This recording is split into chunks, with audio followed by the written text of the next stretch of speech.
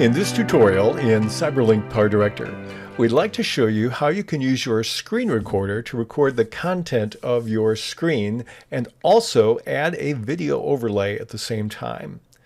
You might want to do that if you're a creator and you want to brand the video as it's recording, or add a logo, or add some kind of promotional icon on top of the video. Let's look at how to do that. I'm going to click on the Plugins menu at the upper left corner and then choose my screen recorder. That will minimize my PowerDirector application and put up my screen recorder controls.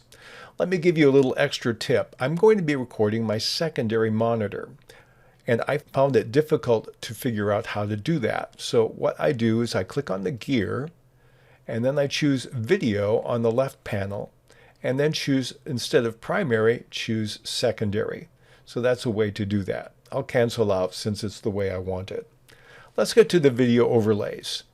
If I click on the video overlay button down here, it will take me to my file system, and that's where I can see if I have any video overlays.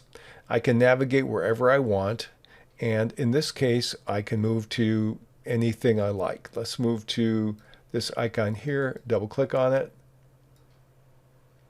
and it will take me to the full screen, and it will put the video overlay on the lower right corner.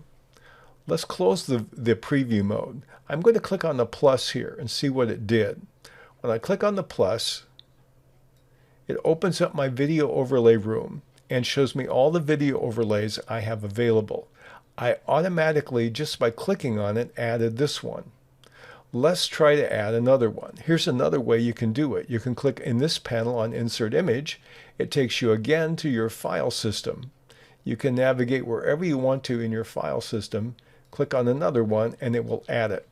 Now you notice both of these are active because you have the eye with the circle in.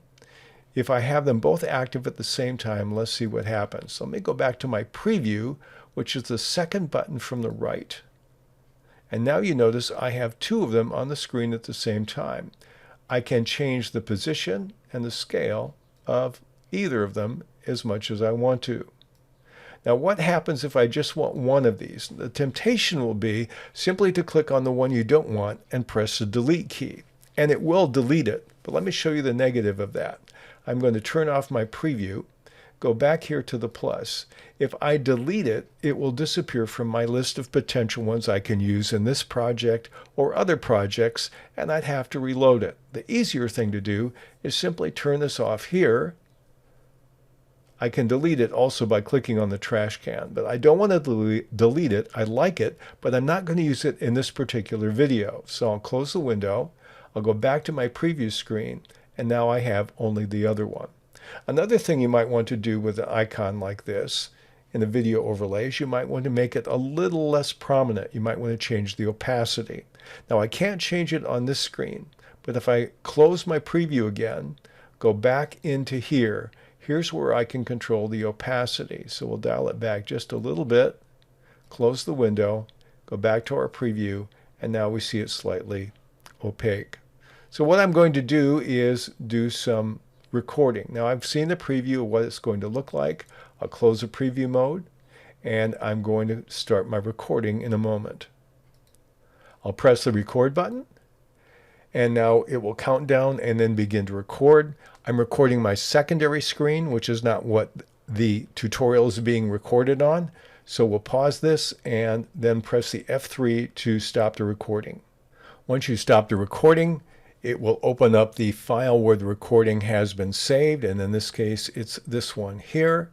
And so what I'm going to do is close that screen, and I'll close the screen recorder. Then I'll take my copy of PowerDirector, make it active again, and you get into the media room, use Control Q, which is one of my favorite commands, and I'll take that and I'll bring it into the media room. Now I can take and drag it and put it on the timeline, and we can preview it and edit it as many times as we want. We now have this with that logo automatically imposed on every frame of that particular recording. So that's one way in which you can take a video overlay and put it on the screen. You can actually have up to 10 on the screen at the same time if you so wish.